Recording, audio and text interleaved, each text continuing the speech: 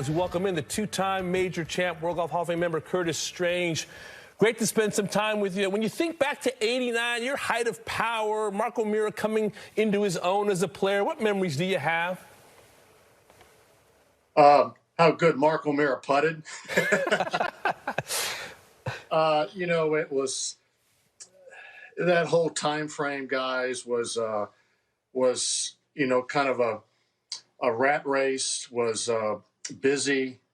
You didn't, when you're in the middle of that, you never stop and smell the roses, so to speak. You go from one week to the next, but looking back, it was great fun. You don't realize what you were in the midst of doing, of playing good golf consistently. And even when you won something like with Mark, you just kind of went to the next week. You kind of expected it, and that's the last thing you can ever do in golf. But it was just a great run for me personally, and for Mark, was starting out, and it was fun. The tournament's fun because there's so many different formats. It was different than what we do on a day-to-day basis. Curtis, with this becoming a mixed team event, you played in the old JCPenney. Why do you think it's important for the top male players to show up and support this event as folks in your generation did?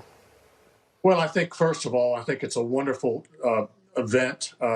I think the format is different, and people want different. My gosh, I'd love to see the senior tour have a 4-club tournament official, just something different to show the people how you can really play this game.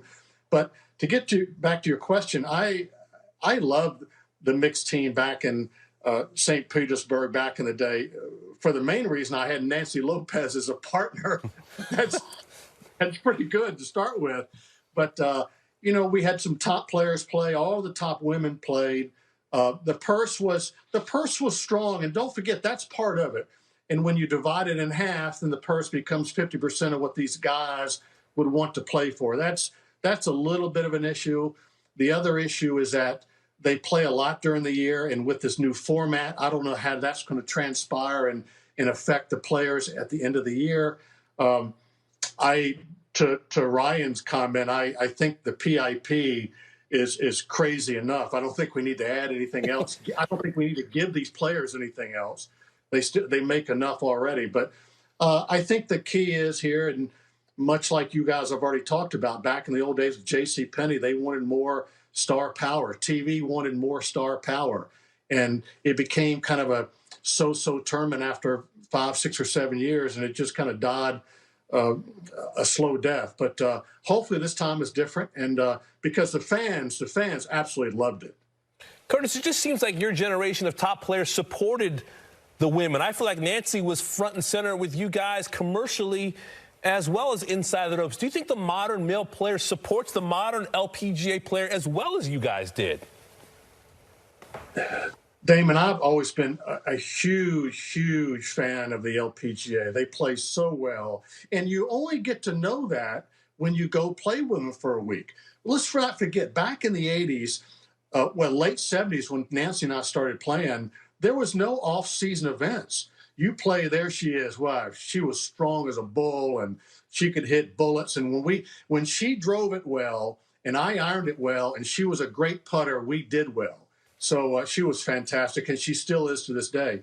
But we played the tour, and when it ended in October, there was nothing else to play in the rest of October, November, and December. So going to the mixed team sometime early December was a great chance for all of us to get the rust off and to practice for a week, because we started up January 1st. So we all look forward to that. There was no skins game. We're starting shortly after that, but there was just a few overseas events. And after that, sitting at home was not something that all of these type A personalities wanted to do very much. Curtis, the former host of this event has been in the news quite a bit this year. You were one of Greg Norman's contemporaries, one of his peers. What sort of emotions bubble up inside you when you see the divide that he's helped create this year? Well, I think, first of all, disruption is part of life. You can't avoid it. I never thought we'd see anything like this in our game.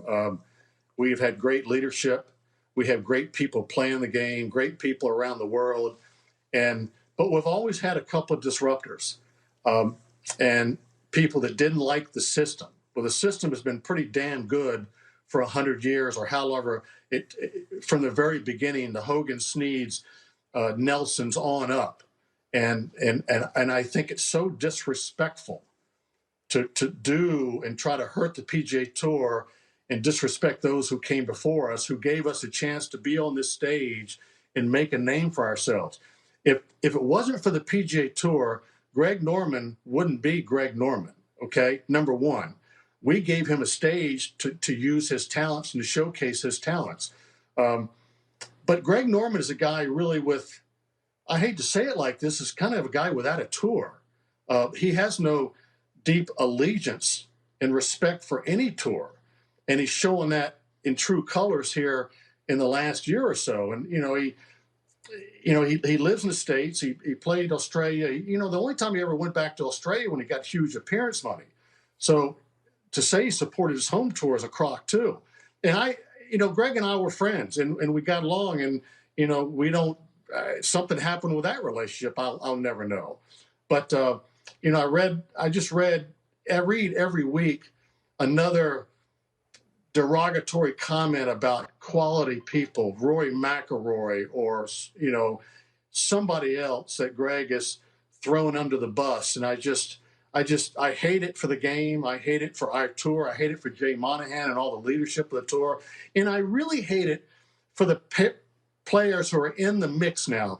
I certainly hope this doesn't distract from Rory McIlroy's ability and potential to be one of the best of all time, which he already is. But I want him to reach his full potential and not be busied with all of this, with this noise from the outside. So, and Greg is causing that, and his Saudi tour is causing that, and I hate it for everyone. But it seems like the way of the world, doesn't it?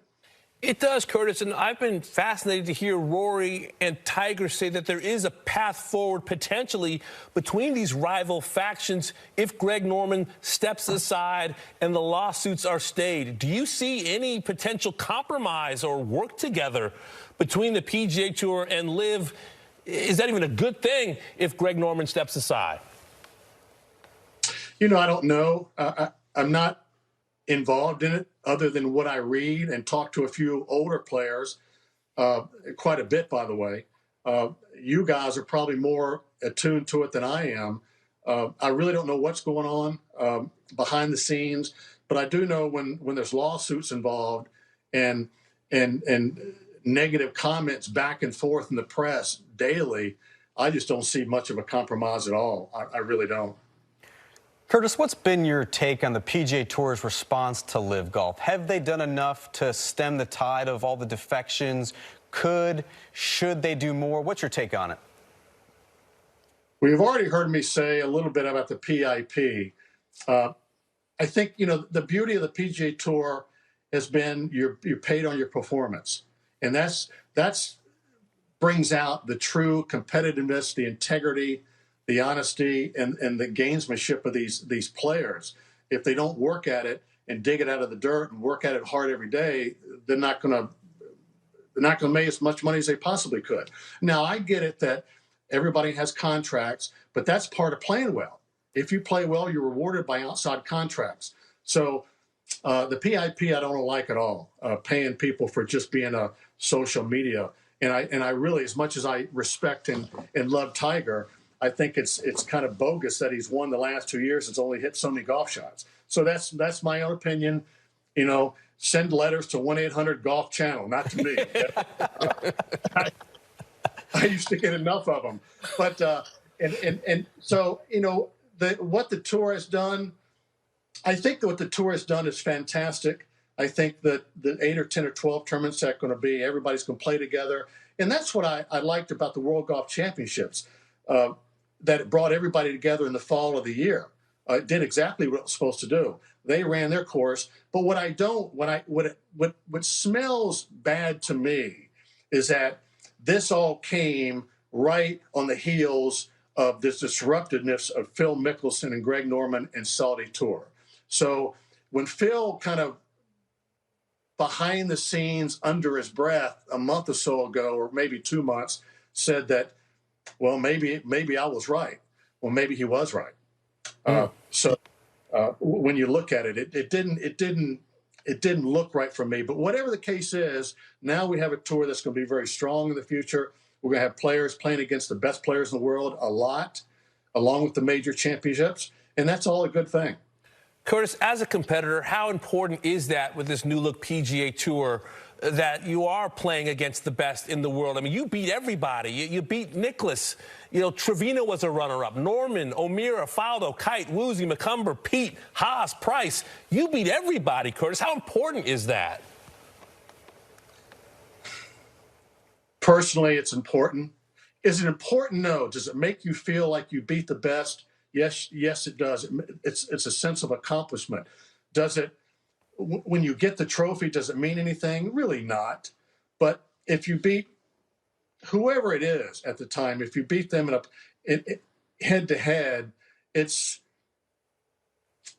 on the plane ride, it feels good. On the plane ride home, it really feels good. You know, that Bud Light really went down smoothly. And then the third or fourth one went down even better. But anyway, that's what it is. And because you do want to play against the best, it gets your blood really going. I mean, I played in the last round in Canada one year with Jack and Greg. Now, come on.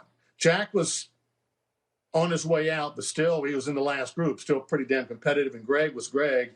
And I happened to come out on top, and it really down deep makes you say, you know, damn it, you know, this was fun today.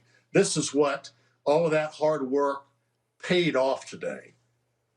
Curtis, we're at the end of arguably the most acrimonious year in professional golf history. What gives you the most hope that in 2023 we can kind of reestablish the equilibrium in the professional game? Well, I think the game is bigger than any of this. It has proven to be that. As long as we stay to our true self of who we are, it's about the players, their honesty, their integrity. It's about the guys like Rory McIlroy and young guys like Cam Young or Zalatoris or Scotty Scheffler. Are there better people in this world than those guys? I mean, they're wonderful human beings and they're great competitors, and it falls in their lap now. And I think they'll do well. We have great leadership. We have great sponsors, which we couldn't do any of this without them. We have great TV rights, and that brings the game to the world or to America, which in turn sells the tour. So everybody's in it for business, but everybody's doing well. Everybody supports the tour. Everybody loves what we're trying to do. Golf is a great avenue. We're very, very lucky. Golf is one of the best avenues for corporate America to be involved with. It sells product. It moves the needle. And as long as that works, then we'll be successful. Curtis, we could chat with you all afternoon, but it looks like you've got to go fishing. Thanks for a few minutes. We appreciate it, buddy. Hope to see you soon. Hey, anytime, guys. Thanks. Enjoyed it very much.